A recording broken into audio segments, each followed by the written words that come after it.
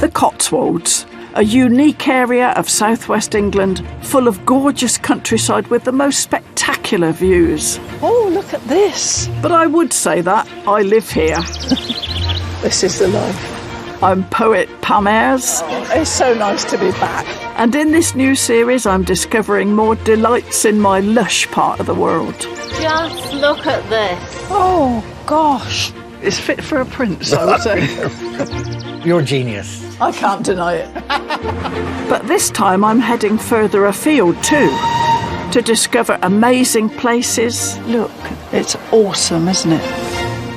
Absolutely spectacular. Look at the colours. And fascinating stories just beyond the Cotswolds borders. This is what he actually looked like. Gosh. The only reason it's here is because your ancestors looked after it for 3,000 years. So join me as I make new friends. Well, welcome to Longleat House. Who are passionate about the places they call home. Come in, darling. It's very inviting. Yeah, you'll like it.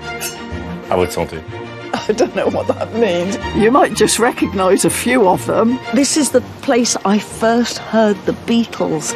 Cheers. Cheers, Malvern. Today I'm given a 5-star culinary treat by Raymond Blanc himself. Voilà. Oh, it's lovely. It's really lovely. Sois pas de test, ça manquait. I get to grips with Shakespeare and a precious historic book worth millions of pounds. Without the first folio, we wouldn't have any evidence of 18 of Shakespeare's plays. I'm almost nervous of touching it. And at their former Cotswold home, I discover the scandalous high society lives of the Mitford sisters. Unity was a close friend of Adolf Hitler. Jessica became a communist. I mean, this family, you cannot make it up.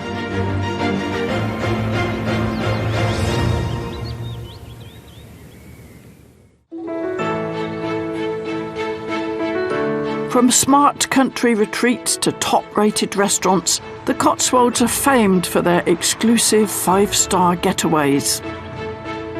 And every year the area's a magnet for pleasure seekers and the rich and famous. I'm heading to a beautiful hotel at Great Milton in Oxfordshire to meet a renowned French chef who's been awarded 2 Michelin stars and who has made this wonderful rambling old house his home. When I cook, I try to keep things very simple because I'm not very good at fancy stuff. You know, I've tried to do fancy dinner parties and I finish up jumping from one leg to the other in the kitchen, bathed in sweat and wishing that I'd never thought of a stupid idea. However, I have come today to a place, and I'll tell you the name in my best Berkshire French, Le Manoir à 4 Saisons, where they know all about that kind of thing, and I'm hoping to enhance my culinary skills. What do you think? A bit more, a bit more. Chef patron Raymond Blanc, OBE, is an absolute gastronomic icon. Always build your flavors, huh? Yeah. He's been revolutionising British cooking since the 70s and has taught famous chefs like Marco Pierre White and Heston Blumenthal and many others. Voilà, très bien. That's ready. Not bad for someone who taught himself to cook at the age of 18. Oh, this is so beautiful. The swan has signets as well. How lovely. Yes. Raymond's groundbreaking restaurant is at the heart of Le Manoir. Alongside it is a luxurious hotel and his great passion, the gorgeous gardens where he lets his imagination run wild. You always think of your guests, creating a story, creating a new experience for your guests all the time. Yes. Over the past 40 years, he's created 12 exquisite gardens, which not only please the eye, but also provide the produce for his delicious dishes. Raymond, it's so lovely to be here, and I would like to know why you like cookery and why you're so phenomenally good at it. I think it's a bit of an heritage from my own culture. We were a working class family. We were 7 of us. 7 children. Okay, so the first thing my father did was he built a huge garden, about half of the size of Le Manoir. So that a big garden huge. which would feed a family all year round. And I know because As a child, from the age of 6, I would go in the garden and help my papa. Yes. It was the greatest learning, I could possibly given to understand the miracle of that little seed, the beautiful food it will grow. Yeah. I'm one of 6 children. I'm the youngest of 6, Yeah. and my dad worked for the electricity board. Every night when he came home in the week, he'd get on his bike and he would go and do two huge allotments. So it's, it sounds familiar to me what you're saying. Well, your papa was obviously a great gardener. He was to a start good with, egg. yeah. And it's not just the principle of grow your own food that Raymond and I share. My mama taught me So no waste. No waste. Zero no. waste. We were the same. Yeah. We had chickens, so anything we didn't eat, all the potato peelings and carrot peelings and all that, the chickens got it every morning, so nothing was wasted. My mum didn't give the peeling to the chickens, gave it to us. Oh, did you? Absolutely. And you tried a little bit of olive oil, stir fry it. Now I feel cheated. Our chickens got the potato peelings. Exactly. Only Raymond Blanc could turn a potato peeling into a gourmet treat. And I want to find out more about where he gets his culinary inspiration from. Will you give me a guided tour, please? Definitely. The gardens of Le Manoir are tended to perfection, and growing here are 80 types of vegetable and over 150 different varieties, all key ingredients behind Raymond's fabulous food. This garden means everything for me and for all of us at Le Manoir, because it's a foundation of my gastronomy. It's a canvas on which I grow my food, the most extraordinary food grown organically without a single chemical. Now, I would very much like to try some of your lovely produce. Is that possible? Can we go and pick one or two things? Absolutely. Well, it's not every day that a globally famous chef offers to cook your lunch. And as we make our way round looking for ingredients... They're so pretty, and they're edible, Raymond. Yes, they are edible, absolutely. The scale of what Raymond has created here is amazing. There's the water gardens, the Japanese tea house gardens, the medicinal herb gardens, the micro herb gardens, the heritage gardens, a 2,500 strong orchard. Not only is there a feast of mouth-watering produce on offer here, there's also a feast for the eyes, with stunning sculptures and works of art around every corner.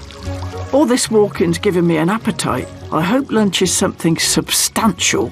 So we're collecting produce, and we've got some lovely plumptious asparagus and fresh peas and lovely little finger courgettes. And we're going to get some carrots now. Not just any kind of carrots. Right. They are not carrots. Yes, Not carrots. We just lift a little bit those carrots. Yeah. Oh, look. Voilà.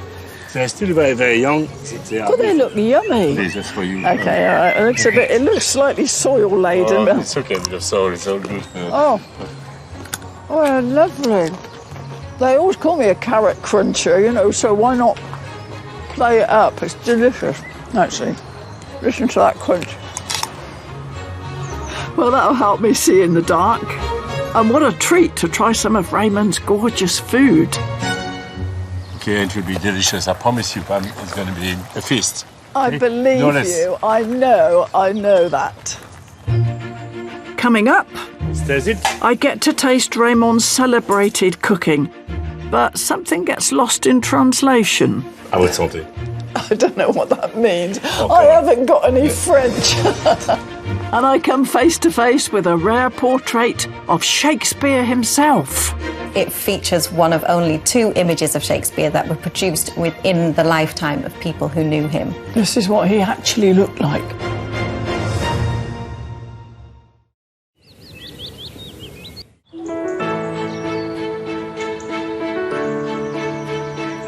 Welcome back to the Cotswolds and beyond, as I continue my wonderful varied journey visiting amazing people and places. I've been invited to Raymond Blanc's magnificent country hotel and restaurant in the heart of Oxfordshire. This is a lovely garden. Look, it's all kind of wild with alliums. And look at this laburnum, deadly poisonous if you want to get rid of your husband, of course, but very beautiful nonetheless. While guests can luxuriate here, it's also a place to learn, where trainee chefs and gardeners benefit from the knowledge Raymond has accrued over his extraordinary career. How long do you need it so it's perfectly cooked? How long? 3-4 minutes. Okay. Well, as a real change from the simple food I usually eat, Raymond's cooking me a special dish derived from Le Manoir's own gardens. We have our risotto. It looks beautiful, eh? Okay, so we've got our spinach here, with our little beautiful heads of asparagus, carrots, leaves, the life, the beauty, huh? Yeah. And while Raymond and his apprentice Kai are crafting my lunch, I'm going to explore this luxurious hotel. Well, you would, wouldn't you? As one of Britain's top boutique hotels, it's no wonder there are all manner of incredibly fancy rooms and suites, 32 to be precise. So it'll be lovely to have a proper look around. Oh my, look at this. This is a room called Lemongrass, and the first thing that strikes me is the lovely fragrance of lemongrass. It smells really lovely and lemony, and I like flowers, so there are all these lovely lime-coloured flowers. Apparently, Raymond was telling me that it's inspired by his visit to Thailand, and you can see it's got a real Eastern feel about it. And I tell you what else I like. There's an aquarium there between this bedroom and the bathroom, and it's got proper fish in it, and one of those sucker fish. And you can see his tonsils. He's cleaning the glass, so he's doing a useful job. Raymond's love of design and beautiful things is apparent in every detail of Le Manoir, from the bedrooms to the bathrooms. There's a shower and steam room. There's a big shower overhead, and then places to sit and get steamed. And it's certainly the biggest bathroom I've ever seen in my life.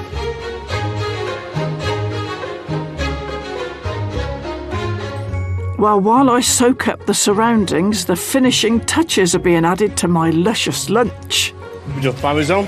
Voilà. And you're going to have all of the garden in that risotto. Yeah. Stir that, mon petit. Voilà. Lovely textures. Look at these textures. Green sauce down for A bit of green sauce, yes.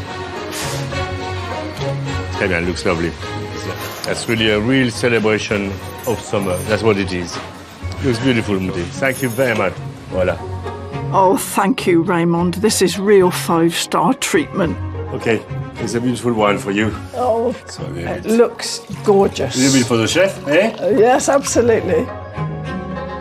What a treat. Now, time for the main attraction. Le risotto aux légumes et herbes du jardin. For you, Pam. I feel very honoured. Oh, it looks beautiful. Tell me about it. This dish is really an expression of Le Manoir 4 Saisons, where vegetables play a huge part in our gastronomy. And you have here most of our gardens, very young first baby vegetables. Really baby, you're going to cry. Oh, yes. Well, I'll cry after I've eaten it, Raymond. I'm baffled. I don't know whether to eat it or paint it. I feel very conspicuous. So you have here flavours which are delicate, very young, Oh, it's lovely. It's really lovely. So I pass the test, I'm okay. I'm all right. You're all right.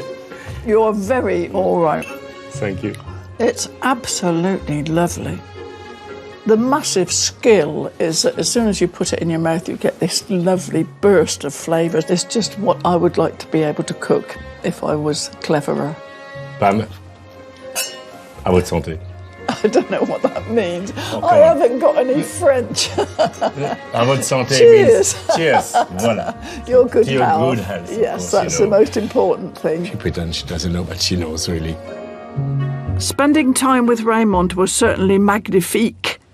But it's time to say au revoir to French and turn to arguably the greatest writer of the English language in the world. I'm heading just north of the Cotswolds to the county of Warwickshire and the beautiful town of Stratford-upon-Avon. Known to most as the birthplace of the bard, William Shakespeare. Each Each year, millions of people from across the world flock here to celebrate his life and discover more about him. To be or not to be? That is the question. You can catch street performers, shop for souvenirs, or even visit the Tudor home where Shakespeare was born. And I've come here myself to investigate what all the fuss is about. Friends, Romans, countrymen, lend me your ears. Shakespeare achieved enormous success with his plays in the great theatres of Elizabethan London, but it's here in Stratford-upon-Avon where many of his real treasures still remain. I am very fortunate because I am going to have a privileged peep at something very special indeed. I'm meeting Ros Sklar from the Shakespeare Birthplace Trust to explore the strong rooms containing their world-famous library and archive collection. Wow, it's like a bank vault. That is a substantial door. It is. This place safeguards all the rare and priceless artefacts related to William Shakespeare himself. And Ros has promised to show me something which is extra special. What have we here? It looks very special indeed. So this is what's generally known as the first folio, and it is the complete works of Shakespeare. Gosh. Yes. So this was published in 1623 after Shakespeare's death. It's compiled by his friends, John Hemmings and Henry Condell, and it claims to be the most accurate version of Shakespeare's work in print at the time. Gosh, how amazing. Of the 750 bound volumes known as First Folios, which were originally printed, around 235 have survived. And if you happen to have one on your bookshelf, lucky you, because the last one to sell at auction made over £7.5 million. And it's no surprise, really. Without the first folio, we wouldn't have any evidence of 18 of Shakespeare's plays, including Macbeth and The Tempest. Gosh, that's amazing. Just think I would never have had my opportunity to perform as the third witch in Macbeth and say double, double, toil and trouble with my teeth blacked out with eyebrow pencil. I shall never forget it. It was a great theatrical experience, not just for me, but for the entire audience. I'm sure it was.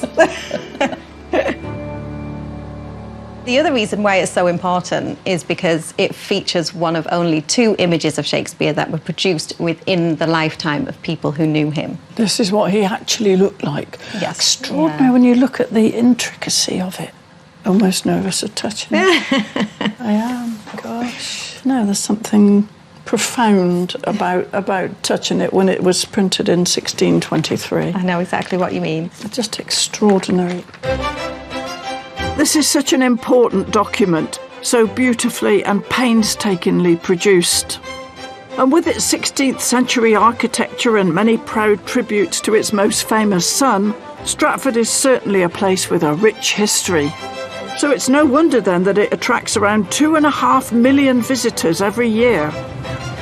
They flock here to glide along the glorious River Avon, which meanders around the edge of town, and to pay their respects at Holy Trinity Church, where Shakespeare was baptised, married, and is now buried beside his wife Anne Hathaway. Of course, many come to Stratford to watch one of his plays, performed here by the world-famous Royal Shakespeare Company. I'm meeting up with an actress who went from TV soaps to the RSC. Hi, Pam. Hello, Lucy. Oh, hello. I feel like I need to curtsy. It's so lovely to meet you. Lovely to meet you as well. Lucy Benjamin has been a regular fixture on our TV screens for decades, appearing in long-running shows like EastEnders. So I'm intrigued to discover how she's getting on. Lucy, you're an actress who spent quite a lot of time in soaps, but now you're here at the RSC. I mean, that's a hell of a leap. Yeah, It's a leap, isn't it? I know, I keep pinching myself, Pam. I've never done Shakespeare before. I've have never you not? I studied mean, it. you never studied Shakespeare? No, I went to a theatre school that was more singing, dancing, Tap music, dance, all the yeah, jazz hands, you know, all that, Pam. So when my agent first called and said they want to audition you for the RSC, I was scared. I just said, oh no, it's not for me, I can't do it. And I thought, I've got to take the plunge, I have to give it a go. And it's good that taking that risk pays off. You must feel a great sense of achievement. Yeah, massively. I think Lucy was so brave to take that leap into the unknown, and I love her enthusiasm for Shakespeare. Oh, Romeo, Romeo, wherefore art thou Romeo? What would you say to somebody who says, oh, it's not for me, it's too difficult, it's too complicated, I don't understand what they're trying to convey? You might not get every single word, but you will totally understand the story. And we can relate them to modern day stories. Yes, yeah. You know, be it politics or kitchen sink dramas, people are having affairs, you know, and it could be somebody, you know, a friend of yours and the next door neighbours, and the next thing, you know, it's all going on, you know. Don't say that, Lucy. Sorry, I'm lowering the tone of your programme, Pam. Shakespeare said, all the world's a stage, and I think that's really true. His stories are our stories, and they're as recognisable today as they were over 400 years ago. If you are going to be a Shakespearean performer, could there be any more perfect place to do it than here? I think it's the only place to do it. I think being in Stratford-upon-Avon, Shakespeare's birthplace, it's all-consuming here. You live, breathe it, and, you know, performing it, this is the only place to do it. And it's my first time. It's the right place to have done it, totally, for me.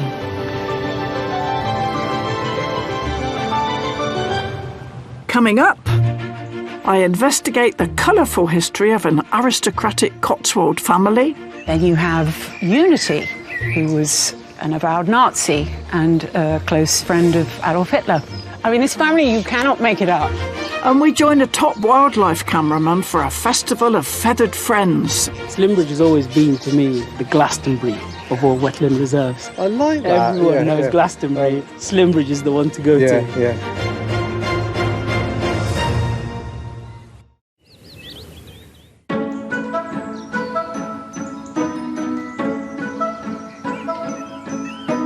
The Cotswolds are enriched by some of the most wonderful stately homes in Britain. Some are huge palaces built for royalty or the grandest of aristocrats. But my next trip takes me to a majestic country house in the village of Astle in the heart of the Oxfordshire countryside.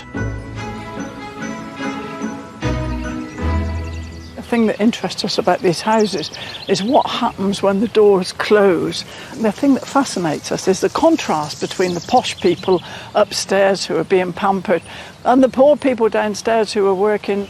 My granny, Ada, she used to work in a big house not far from here actually, and she used to have to get up at 4 o'clock in the morning to black the grate, which is a filthy, horrible job. It wasn't too grand for her. Books about British high society always interest me, and perhaps some of the finest were written by the Cotswolds' own Nancy Mitford. Best known for her book The Pursuit of Love, she told tales of life as an aristocrat's daughter, inspired by the checkered and often scandalous antics of her 5 sisters. Hello, Laura. Hello, Pam. I am very pleased to meet you. Well, it's an honour, really. Well, thank you very much. Nancy lived here with her family in this Jacobean house called Astle Manor.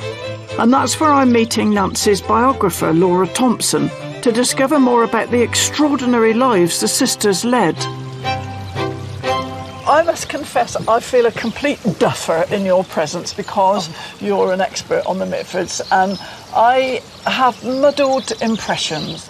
Well, you have Nancy, who's their chronicler, if you like, the famous novelist Nancy Mitford, who wrote The Pursuit of Love, which is loosely autobiographical portrait of her family.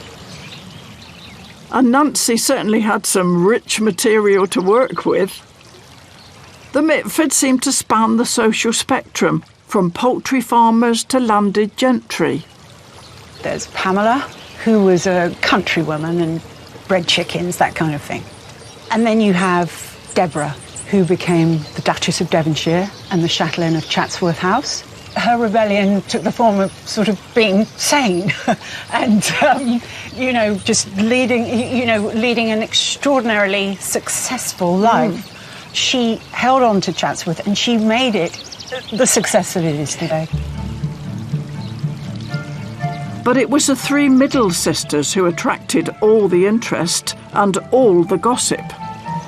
And then you have Jessica, who became a communist and eloped to fight in the Spanish Civil War. It was communism that attracted Jessica, but the other two were drawn to fascists. Then you have Diana, who married Oswald Mosley, who was the head of the British Union of Fascists. She married him at Goebbels' house, and Hitler was there. And he gave them a lovely wedding present, which was a signed photograph of himself, which you would treasure. Oh, it's a bit of an ego trip, isn't it? Oh. Her political views, as well as associating with Hitler and his henchmen, eventually led to Diana being jailed during World War II. And it was her big sister Nancy who actually informed on her. One of the people who helped put her in there was Nancy. When she went to the authorities and denounced her as a dangerous person. So with this family, the political is always personal. But Diana wasn't the only sister who admired the Nazi regime. As the threat of war loomed, younger sister Unity headed for the swastika-lined streets of one of Germany's biggest cities. Unity went and set up in Munich in the mid-30s, and she sort of plonked herself at this restaurant and waited where Hitler had his lunch every day. And in the end, she did get to meet him.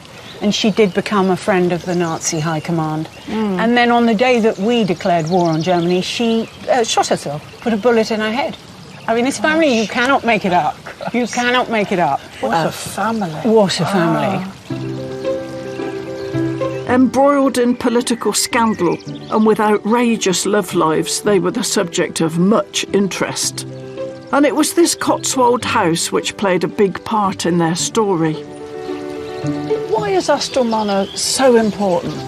I think Nancy's books. And it's really the breeding ground for Nancy's imagination. It's the breeding ground for all of them, for better or worse. Yeah. It's where it is really where they became the Mitfords. Yeah. Astle Manor is usually closed to the public, but today I'm meeting Rosie Pearson, the current owner, who bought the house in the mid-1990s. Well, I must say it's the most beautiful setting. I was friends with somebody in a nearby village, and I was aware of this lovely house, but I never really understood what it meant in terms of its history.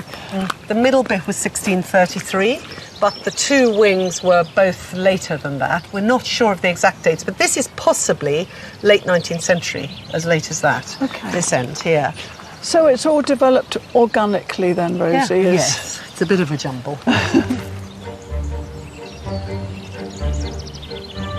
Do you mind that people are so obsessed with the Mitfords and that it's your family home? Do you find that intrusive? I think actually, to be honest, it is less than you would think. We've only once or twice had sort of really obsessive people just sort of wandering in. Astle has undergone quite a transformation since the Mitfords lived here.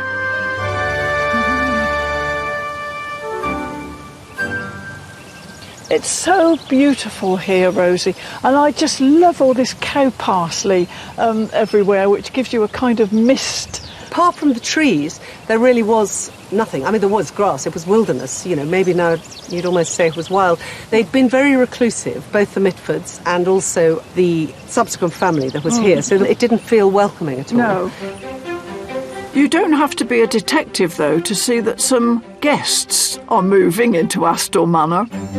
Every 2 years, Rosie holds a unique event featuring modern sculptures.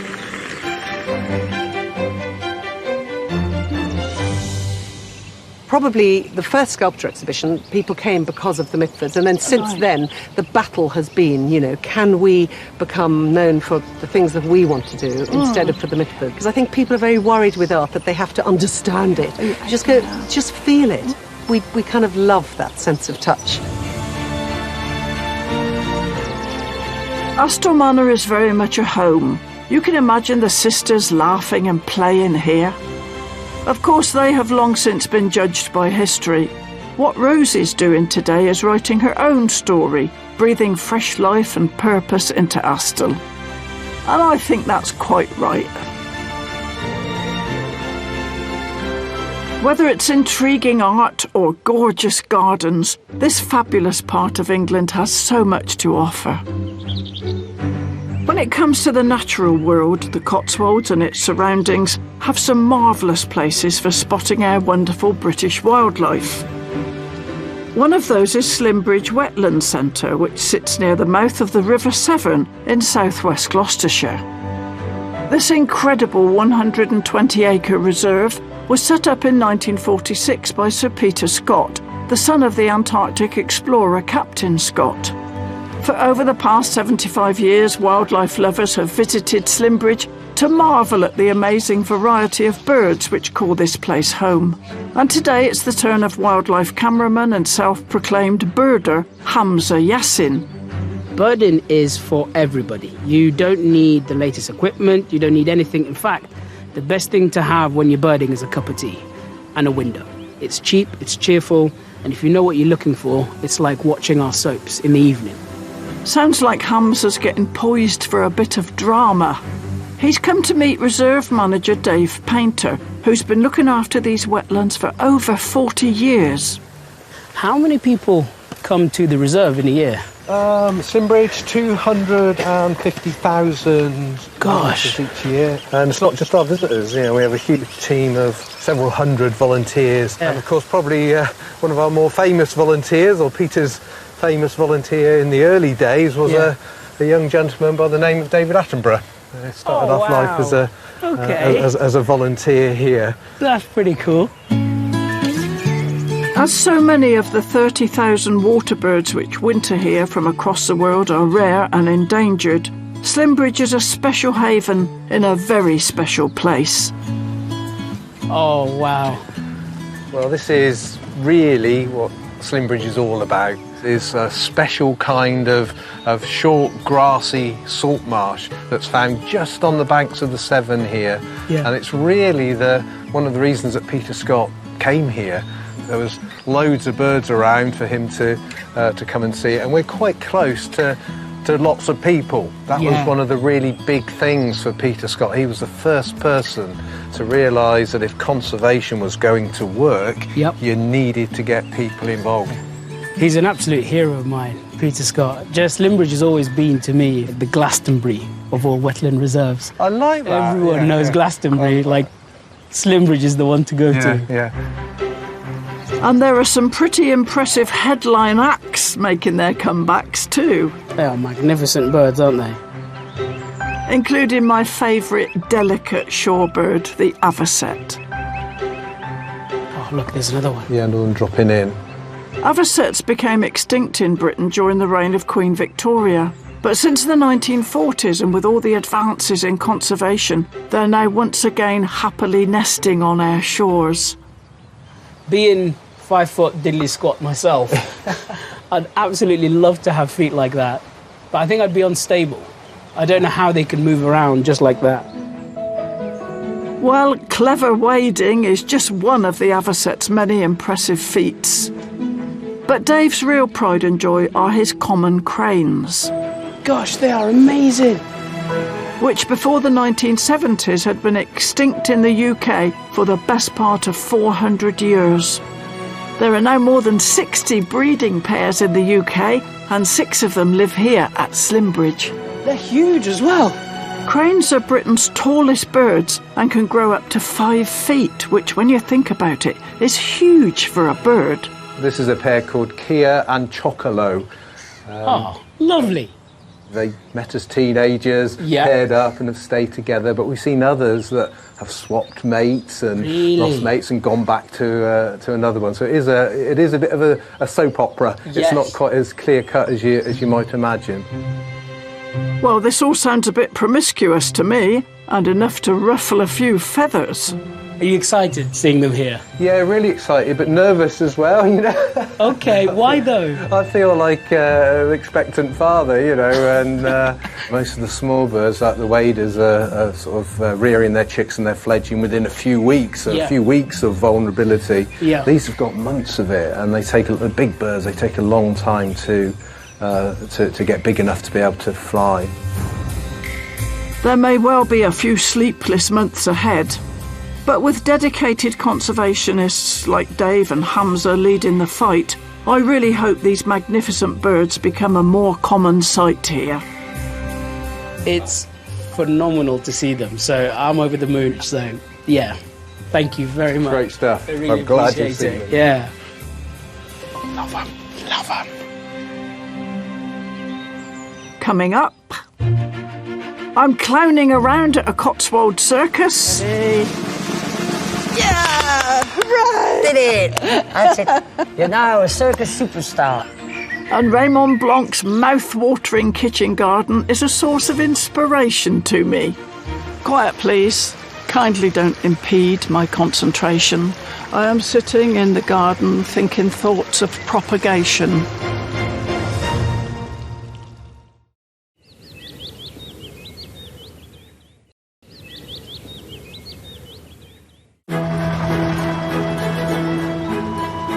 Welcome back to the Cotswolds and beyond.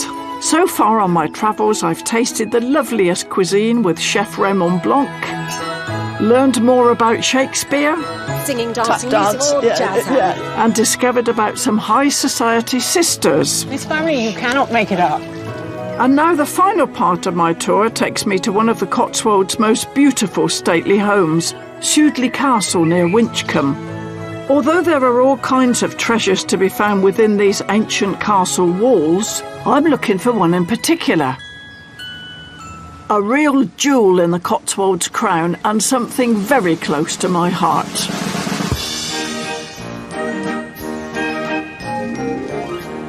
Gifford Circus has been thrilling audiences in the Cotswolds and beyond for more than 20 years.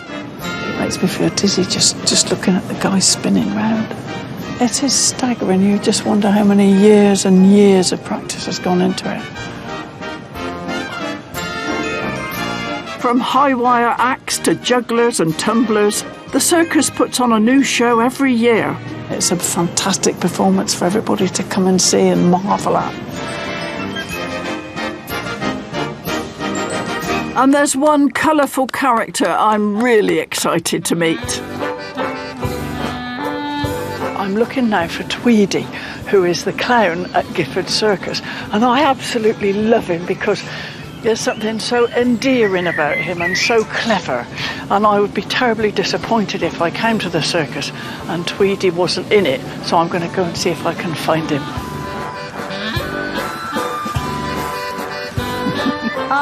Hello, Tweety. Hello. Hello. Oh, hello. It's so nice to see you. You too. You're one of my very, very few heroes. Oh, thank you very much. Yeah, you Amazing. are. How's the show going? It's going great.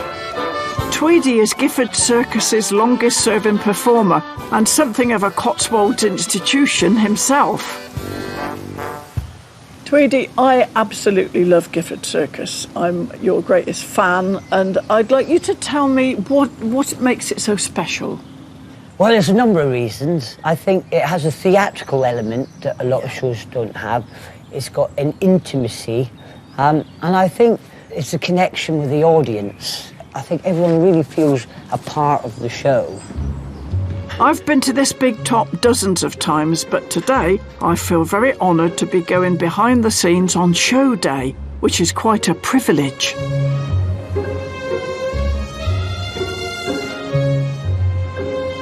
Here we are, coming into the magical circus wing. Oh, it seems such an amazing thing for me to be, here when I've only ever been in the audience.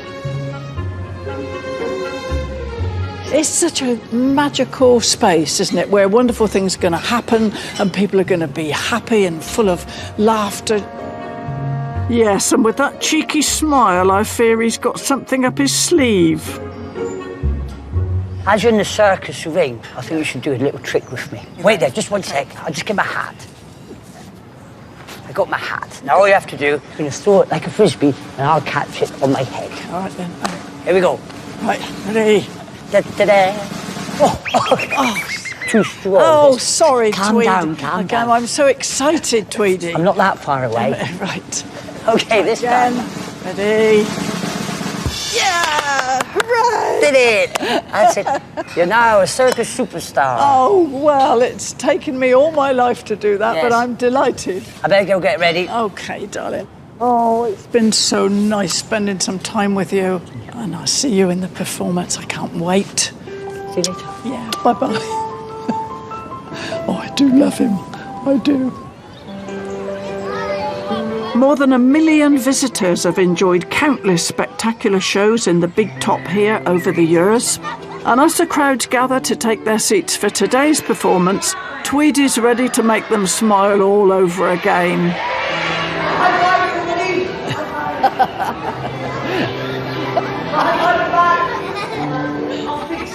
It's so nice to be back. I've come here every year for about 20 years.